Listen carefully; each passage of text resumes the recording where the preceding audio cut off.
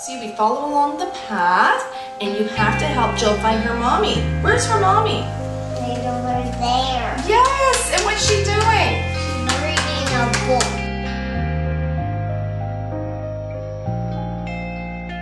Joshua and I often sit down together to work on activity books. It's something that he really likes doing one-on-one with me, and it allows us to have conversations back and forth about the pictures in the books. It allows that modeling of just regular casual conversation as well. I can often incorporate new vocabulary and go over different concepts such as sequencing, such as different mathematical concepts that maybe won't come out as explicitly in regular conversations.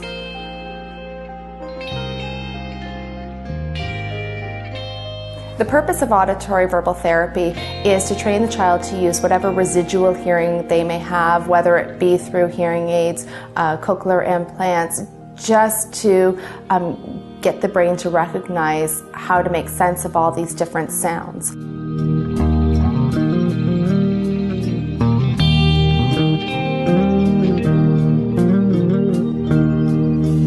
Good. What letter is that? Good job. Climb up the coconut tree.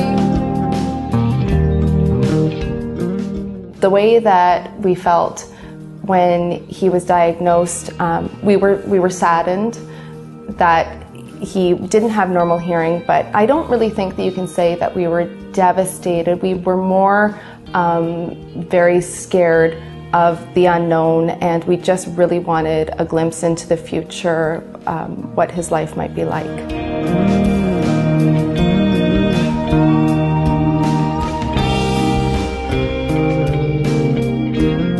The simplest, most effective thing that a parent can do to help a child with a CI is talk. Just talk about everything you can possibly think of. Take them to the park. Let them experience all the natural sounds that they will. Don't be afraid to answer their questions. Dad, what was that? What sound was that? What sound does this animal make? Just answer their questions. Enlighten them on what they're hearing. That will help them get all that natural sound that they're going to hear every single day. The more you can fulfill that minor detail, it will help them immensely. Big girl. Do you know what do we call a big girl when she's all grown up? A lady. A lady or a woman. The first time that I was exposed to a cochlear implant was on the internet. We had done some research. We wanted to find out what the sound was like. It was very rudimentary. It was very grassroots. It was distorted. I was wondering how anyone could possibly hear anything with them. It just sounded like a whole bunch of snow, for lack of a better term. Then once I found out that they had progressed over the years, and it gave a very pure sense of sound for somebody who's profoundly deaf. It eased my fear. It made me think, okay, Josh has the potential now that he can hear along the same as a hearing child of his age. That made me feel a whole bunch better than when I first was exposed to the cochlear implant.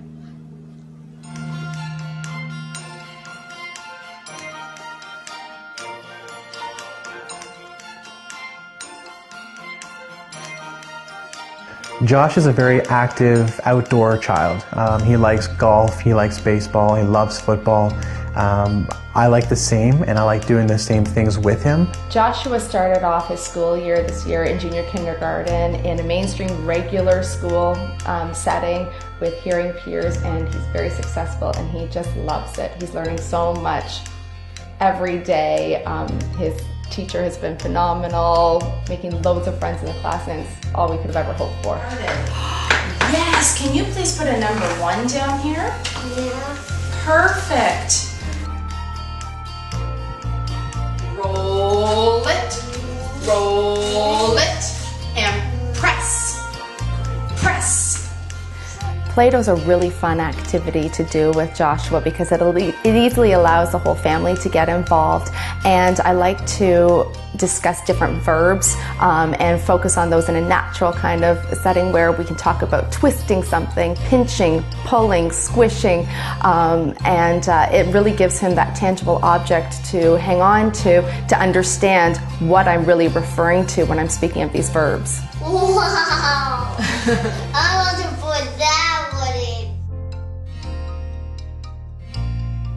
With Josh, I take the opportunity to emphasize every environmental sound that he hears. So for example, if he hears a motorcycle going down the street, I'll take him aside and I'll say, Josh, listen, here comes a motorcycle. He'll then hear that motorcycle, but he's now at the point where he's now determining whether it's a full-size motorcycle or whether it's a moped.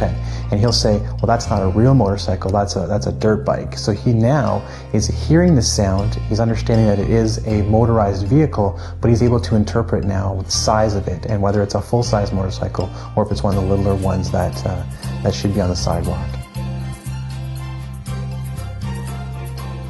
If I could give advice to parents with children with cochlear implants, I would say it's very important to be patient, to celebrate the baby steps that are involved with auditory verbal therapy, and in the end it will be incredibly valuable and rewarding.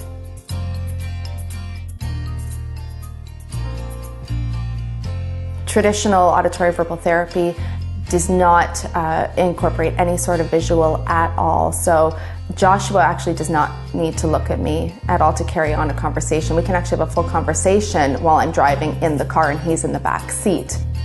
I think having a CI has improved Josh's life immensely.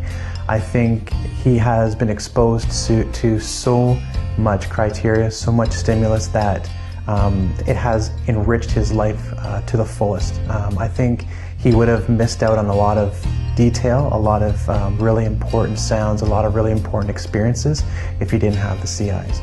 So by getting the CIs, he has enriched his life incredibly. What makes me most proud of Josh is just his, as Chris was saying, zest for life. He just lives life to the fullest. He's out for a good time. And he is a very sociable, very outgoing boy. He makes friends so easily, and I just love that his CIs have allowed him the opportunity to live life to the fullest that he would want to.